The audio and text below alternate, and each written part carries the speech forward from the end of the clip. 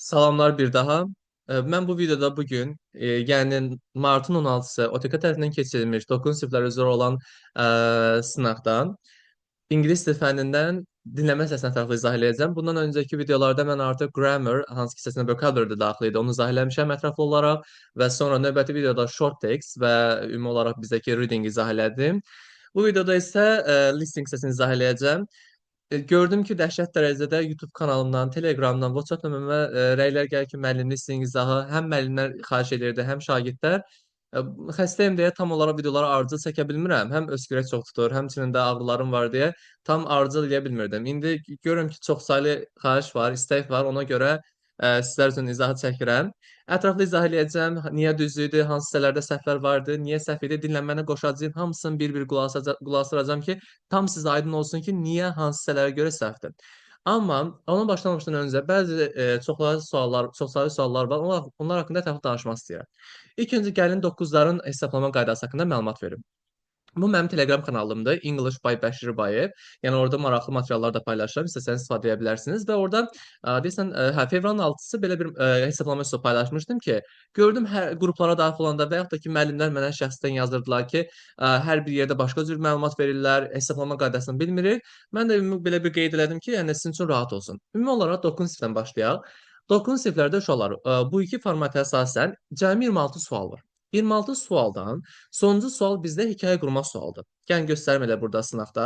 Məsələn, burada sonuncu sual 81-ci sual 3 çəklə əsaslanıb minimum 35 sözdən ibarət bir hekayə qurmaqdır. Bunun balı 16,67 baldır. Yəni siz orada OTK sizə 5 meyar verirsə və yaxud da ki, digər sınaq mərkəzləri sizə 5 meyar verirsə, o demək deyil ki, siz oradan 16,67 baldan 5 almısınız. Bu deməkdir ki, yəni meyar olaraq 5-dir. Əgər meyar olaraq 5 alırsınızsa, deməli tam bal almış olursunuz. Yəni nəyi? 16,67-ni. Aydındır? Yox, əgər siz orada imtahanda meyar olaraq 5-dən 3 alırsınızsa, deməli burada tənasüblə həll etmək lazımdır. 5-dirsə meyar 16,67, 3-sə x. Deməli 3-ü vuracaqsınız 16,67-yə, böləcəksiniz 5-ə.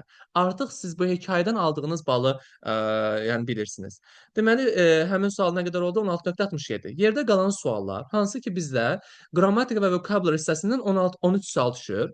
Ondan sonra 13 sualdan sonra bizdə ümumi 3 dənə short text, sonra bir dənə də böyük mətn verirlər. Onunla bağlı 5 sual var və 4 dənə də dinləmə mətni. Uşaqlar, bunların da hər biri mən burada tam dəqiqinə qədər hesablamışam ki, sizə aydın olsun.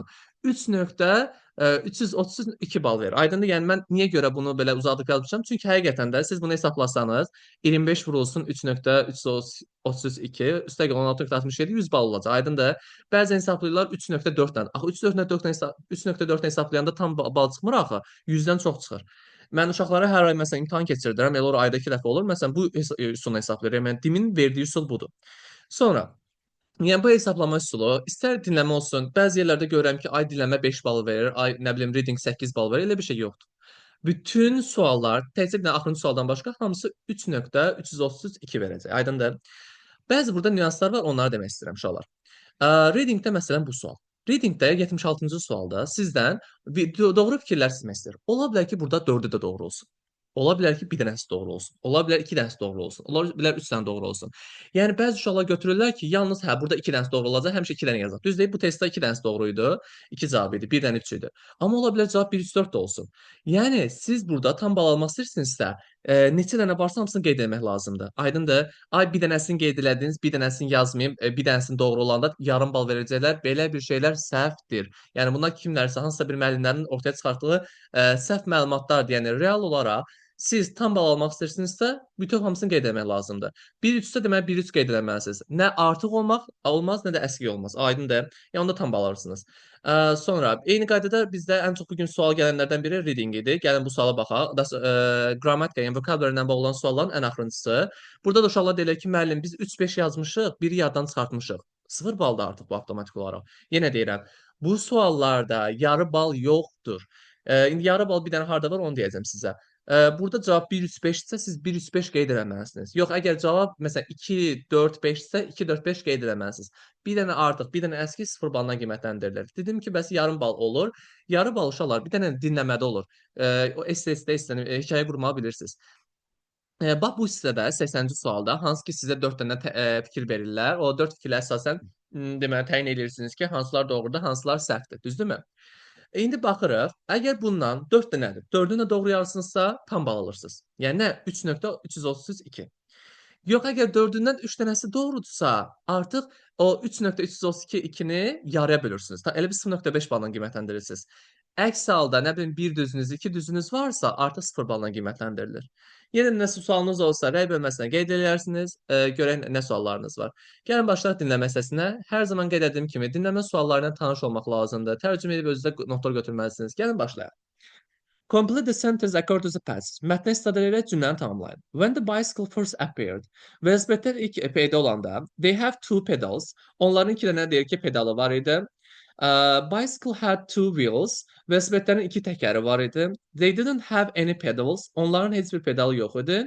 People didn't use their feet to ride velocipedes. İnsanlar velosiped sürmək üçün ayaqlarını istifadə etmirdilər. Növbəti sual 78-ci sualdır. Answer the question according to the passage. Mətnə istinad edərək suala cavab verin. Why were velocipedes heavy? Niyə görə velosipedlər ağır idi? Because the bicycles had two light pedals. Uşaqlar, light'ın mənaları çoxdur. Baxın, P kimi light'ın mənası to light olanda yandırmaqdır. İsim kimi light'ın mənası işıqdır. Hətta lampa mənasında istifadə olunur. Sifət kimi bunun mənası bir işıqlı mənası var, yəni də açıq mənası da var. Məsələn, light colors olanda açıq rənglər gedir, düzdürmü? Bir də light'ın yüngül mənası var. Məsələn, deyirəm ki, bu bağlama yüngüldür. The passage is light. Yəni bu bağlama yüngüldür, aydındır? İndi burada deyir ki, çünki velosipedin iki dənə yüngül pedalları var idi. İkincidə, as they had a pedal and a seat. Çünki onların bir pedalı və oturacağı var idi. As their frameworks were made of solid steel tubes. Çünki onların əslində framework-ün mənası çərçivə deməkdir, amma velosipeddə biz framework nədir? O dəmir hissələr olur ha, hansı ki ruldur, sonra bu təkərləri bir-birinə birləşdirməli şeylərdir. Onlar hamısı yəni frameworks gedir, aydındır? İstiqəl mən sizə göstərim, tam sizə aydın olsun. Bura bikes yazaq. Bir dəqiqə şəkillərdən göstərim sizə. Hə, məsələn, burada velosiped hissəsi deyilmi? Düzdür. Bax, bu hissəsi dəmir olan hissələri və yaxud da dəmir olmur. İndi bəzi məsələn, polad olanlar var, başqa material olanlar var. Yəni, bax, bu hissəsi onun framework adlanır. Aydın, yəni, əsas elə bilir, onurğası deyilmi, sütunu deyilmi, yəni, çərçivə o mənada gedir də. Okay, davam edək. Sonra, their two wooden wheels were covered with steel tubes too. Onların iki taxta, yəni təkərləri də polad borularla örtülmüşdür. Steel polad deməkdir, bilirsiniz həmçinin. Okay, getdik. Sonra növbəti sual. 79-cu sualda the passage is mainly about, yəni deməli mətn əsasən bağlıdır. Mətn deyəndə yəni hədəfəsində ola bilər. Early velocipedes, erkən yəni velosipedlər. Velocipedes without pedals, pedalsız velosipedlər. The frameworks of the velocipede, velosipedlərin çərçivəsi, yəni qeyd etdiyim kimi o dəmir hissəsi. Bicycles without wheels, təkərsiz velosipedlər. Riding velocipedes to the market, bazara velosiped sürmək. Və 80-ci sualda decide whether the statement are true or false. Qərarlaşdırmalı ki, hansılar doğrudur, hansılar səhvdir. First bicycles were invented in France by a French inventor. Deməli, ilk velosipedlər Fransada bir fransız ixtiraçı tərəfindən icad edilmişdir. İkinci, a French inventor added pedals to the front wheel. Bir fransız ixtiraçı pedalları ön təkərə əlavə etdi. Üçüncüdə, early velocipedes were light in weight. Erkən velosipedlər çəkidə yüngül idi. The frameworks of velocipedes were made of steel tubes. Velosipedlərin çərçivəsi polad borulardan hazırlanmışdı. İndi gəlin, tam olaraq dinləməni qoşacağım. Hər hansı bir burada izah olmayacaq. Bir dəfə sadəcə olaraq qulaq asacaqsınız. Növbət dəfə artıq dinləməni dayandıra-dayandıra sizə izah edəcəm ki, hansı hissələrə görə doğrudur, hansı hissələrə görə səhvdir. Gəlin başlayaq. İlk öncə deməli. Okay, bu idi deyəsən, bəli. Hə, bir də bir şey qeyd edeyim ki, yəni bu materialları mənim Telegram kanalımdan əldə edə bilərsiniz. Həm PDF-i, həmçinin də ümumi dinləməni. Gəlin qulaq asaq.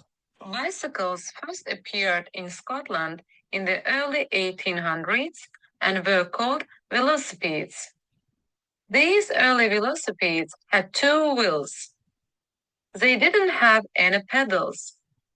The rider sat on the seat of a velocipede and used his feet to push along the ground to move his velocipede forward. Some years later, a French inventor added pedals to the front wheel. Instead of pushing their vehicles, riders used their feet to turn the pedals. But pedaling was difficult because velocipedes were very heavy. The frameworks of velocipedes were made of solid steel tubes. Their wooden wheels were covered with steel. Though velocipedes were heavy, they were popular among wealthy young men who raced them in Paris parks. As velocipedes were so difficult to ride, no one thought of using them as transportation. People didn't ride velocipedes to the market or to their jobs. Instead, people considered velocipedes to be toys. Biz artıq bir dəfə tam olaraq dinlədik. Gəlin indi davam eləyək. Ümumi sualları yenə dinləməyə yenidən qoşacağam. Bu dəfə artıq dayandıra-dayandıra hansıların doğru, hansıların səhv olduğu haqqında ətraflı məlumat verəcəm. Gəlin başlayaq. Bicycles first appeared in Scotland in the early 1800s and were called velocipedes. Deməli, burada deyir ki, ilk velosipedlər Fransada ixtira olunmuşdu. Bu səhvdir. Ona görə deməli false olacaq. Bizdə Fransa demir axı. Ona görə bu false olacaq. B bəndi yəni. These early velocipedes had two wheels. They didn't have any pedals. Deməli, bu da 77-ci cavab. When the bicycle first appeared, ilk dəfə yəni meydana gələndə the bicycles had two wheels, iki dənə təkərləri vardı. Doğrudur. And they didn't have any pedals. Və onların heç bir pedalı yox idi. Cavab olacaq 2-3 A bəndi.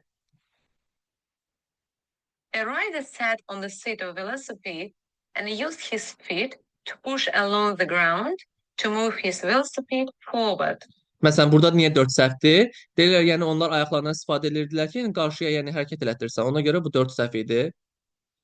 Daha sonra üzr sayın.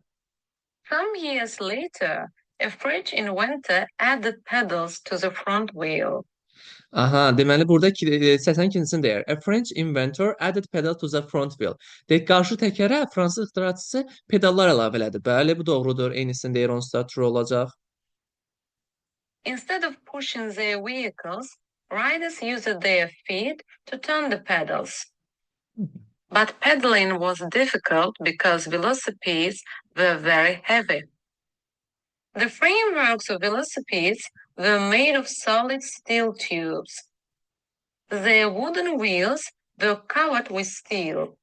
Deməli, burada da olacaq 78-ci cavabı. Niyə görə velosipedlər ağır idi? 3-dən 4-ün eynisini deyir. Çünki onların yəni çərçivələri deməli poladdan hazırlanmışdı, tublardan doğrudur. Eyni qaydada 2 dənə də deyir taxtadan olan deməli təkərlər də poladdan əhatələnmişdi. O ki cavab olacaq 3-4. Harda da variantımız hə burada bəndi. The velocipedes were heavy. They were popular. Deməli, burada üçüncü də deməli səhvdir. Deyir ki, early velosipeds were light in weight. Əksən light olmamalıdır, heavy olmalıdır. Ona görə bu da false-dur. Among wealthy young men who raced. Okay, elə burada 4-cü cavab olsa bayaq qeyd elədiyimizdir. Bu doğrudur. Bəli, stil tübçadan əhatə olunmuşdu. Və qaldı bir dənə 79. Burada da nədən danışır? Erkən velosipedlərdən. Ona görə cavabımız olacaq A bəndi. Okay, bir dəfə də variantlara baxaq. Deməli, bizdə oldu burada 2 ilə 3 A bəndi. 78-də oldu 3 ilə 4, yəni A bəndi. Sonra 79-da da yenə A bəndi olur. 80-də də ki B, A, sonra B, A. B, A, B, A. Okay. Bu qədər uğurlar hər birinizə, müəllimlərə də işlərində uğurlar. İnşallah qarşıdan 9-dan imtahanı gəlir. Hər birinizə bol-bol uğurlar arzulayıram. İnşallah ki, nə qədər əziyyət çəkmisinizsə, hamısının qarşılığını görəcəksiniz. Buna əmin olun. Mən hər zaman şagirdlərimə deyirəm ki, nə qədər əziyyət çəkirsinizsə, o qədər də ondan nəticənizə məmnun olacaqsınız. Hər birinizə uğurlar. Nəsə sualınız olsa, rəy bölməsinə qeyd edə bilərsiniz.